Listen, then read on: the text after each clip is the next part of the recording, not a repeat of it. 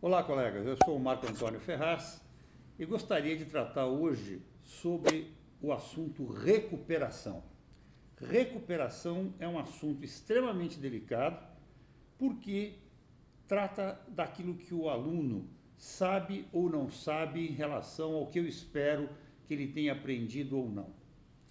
Eu digo um assunto delicado por várias razões. A primeira delas é que quando eu penso numa aula, quando eu penso num final de bimestre, quando eu penso num final do ano letivo, eu sempre me lembro de uma professora de educação infantil levando sua classe no zoológico. Isso mesmo. Sabe por quê? Eu acho genial. Ela chega no zoológico com 20, 30 crianças e tem uma correndo que quer ir ver o macaco, outra correndo que quer ir ver o leão, outra no colo chorando, outra no outro braço vomitando, outra puxando a roupa da professora, enfim. E assim ela faz uma visita que acaba sendo memorável para todos os alunos. Eles têm assunto por uma semana com os pais, têm assunto com os colegas, em aula. Apesar daquele aparente caos, é uma maravilha. Mas o que é mais interessante nesse passeio ao zoológico é que, apesar da professora ter um no colo, outro correndo na frente, outro atrás, outro chorando, outro vomitando, todos voltam para casa e todos normalmente felizes. Apesar das diferenças, apesar das dificuldades, não fica nenhum no zoológico. Isso não acontece na sala de aula. Muitos acabam ficando sem voltar para casa. Quando eu digo isso, a minha metáfora é: todo aluno tem direito a voltar para casa feliz com a visita ao zoológico. Todo aluno tem direito a ir bem, a aprender, a se realizar na escola. E esta é a função grande do professor. Claro que o aluno tem a sua participação, eu não estou excluindo, nem quero dizer com isso que não haja de muitos alunos negligência. Sim, há. Mas esses casos não me interessa tratar agora. Eu quero tratar daqueles casos onde o aluno tem realmente dificuldade de aprendizado. E quando ele não consegue demonstrar que aprendeu, me acendem várias lâmpadas. A primeira delas é a seguinte: será que eu realmente consegui, naquela minha avaliação de fechamento de bimestre ou daquela minha avaliação durante o bimestre, eu consegui uma boa fotografia do aprendizado daquele aluno?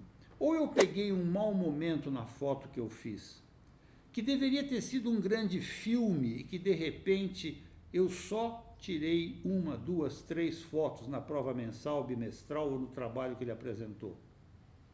Segunda dúvida que eu tenho: será que o problema é o instrumento que eu estou usando para avaliação ou realmente o aluno não aprendeu? O meu instrumento pode ter várias dificuldades. Quando eu elaborei, pode ser que o meu aluno tenha dificuldade para fazer uma intelecção de texto, entender o que eu pretendo quando eu pergunto alguma coisa a ele. Pode ser que aquele aluno não seja um aluno com uma grande inteligência lógico-matemática e talvez se expresse melhor de uma outra forma. Ou seja, eu sempre me questiono se eu estou com um resultado que corresponde como nota ao aprendizado do aluno. Todos nós sabemos que nota é ruim para avaliação do aprendizado, mas é o que a maioria usa, é o que temos. Mas a gente não pode descartar outras formas de avaliar esse aprendizado que nos dê, enquanto educadores, segurança de que aquela nota está refletindo o aprendizado. Mas ok, o aluno não alcançou. E não alcançou significa, e o que você, educador, vai fazer nessa hora? Não é o que ele, aluno, vai fazer. É o que eu, educador, posso fazer por esse aluno. Eu me lembro, muitos de nós, inclusive vocês, na minha época tinha o que a gente chamava de segunda época. A gente não conseguia as notas do exame final, a escola dizia o seguinte, ó, vai para casa, estuda mais e volta aqui em janeiro, fevereiro, para prestar uma nova prova. Ou seja, o problema era seu. Você volta para casa, estuda, se vira, contrata professor particular e, de novo, uma nova prova e a gente vê se você conseguiu passar ou não. Eu diria que, graças a Deus, os tempos mudaram. A própria legislação tornou a recuperação uma preocupação do professor. O professor, quando prepara a aula, ele prepara a aula também pensando na recuperação. O que fazer com aqueles alunos que não alcançaram os objetivos pretendidos? E aí, pessoal, na avaliação do aprendizado, eu consigo também já prever como será a recuperação. Eu explico. Quando você traz o aluno para ser recuperado, não da nota, isso já, aquela segunda época fazia isso, né?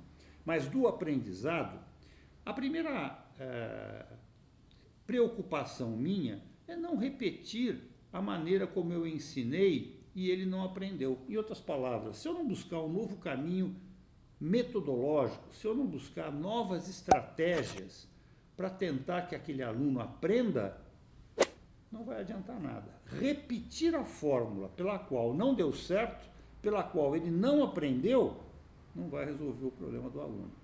Portanto, na recuperação, eu tenho que me renovar no ensino para este aluno.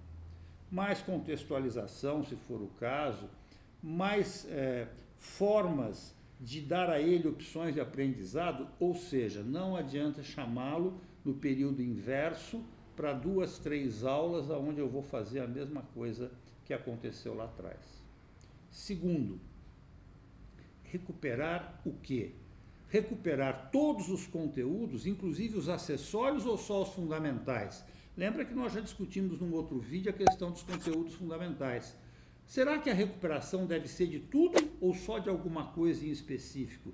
E combinar esse jogo com o aluno. Olha, a nossa recuperação vai focar naquilo que a gente chama de conteúdos fundamentais. E na nossa disciplina, nesse bimestre, nesse semestre, nesse trimestre, foi o seguinte, A, B, C, D. Isso aqui, ó. É isso que eu quero saber se você aprendeu ou não. E eu vou procurar te ensinar isso novamente de uma maneira renovada. E aí, tomar cuidado com questões como a emoção do aluno, a fotografia que eu vou tirar naquele momento, o meu instrumento de reavaliação da recuperação, não interfiram tanto no resultado para eu saber se ele aprendeu. E aí vem uma outra dica. Quando eu vou ensinar alguém, nós já conversamos também sobre isso, não é só o conteúdo fundamental ou não, mas é o que eu espero daquele conteúdo. Qual habilidade cognitiva eu espero que ele, naquele conteúdo, me mostre aprendizado? Ou seja, se eu for ensinar para ele um conteúdo de biologia, eu quero que ele defina, eu quero que ele identifique, eu quero que ele reconheça, eu quero que ele compare. E aí, se esses objetivos educacionais estiverem claros, eu vou explicar para ele. Olha, meu filho, a questão é a seguinte, quando eu peço para você comparar, eu quero que você faça isso. Quando eu peço para você definir, eu quero que você faça isso. Ele entendeu o que são esses objetivos educacionais que eu espero que ele aprenda? E ele entendeu esses objetivos educacionais no conteúdo que eu estou trabalhando? Ou seja, ele é capaz de definir uma organela citoplasmática para mim? Ele é capaz de comparar uma organela? Primeiro ele sabe definir, segundo ele sabe comparar, e segundo ele sabe definir uma organela, segundo ele sabe comparar uma organela. Veja, isto eu estou garantindo a recuperação do meu aluno. No conteúdo fundamental, no objetivo educacional que eu espero, com um bom instrumento de avaliação, com um bom instrumento de aferição de aprendizado, dando a ele a menor interferência emocional possível, ou seja, a minha grande função de educador, é claro, é garantir que o aluno aprenda, mas que todos os alunos aprendam. Não aqueles que têm facilidade para aprender apenas, mas que todos. E o grande engenho e arte é garantir que aqueles que têm dificuldade aprendam. Ensinar para quem tem facilidade e sabe, não tem mérito. Agora, garantir o aprendizado daqueles que têm dificuldade, que não conseguem, que precisam de ajuda, esse é o grande mérito.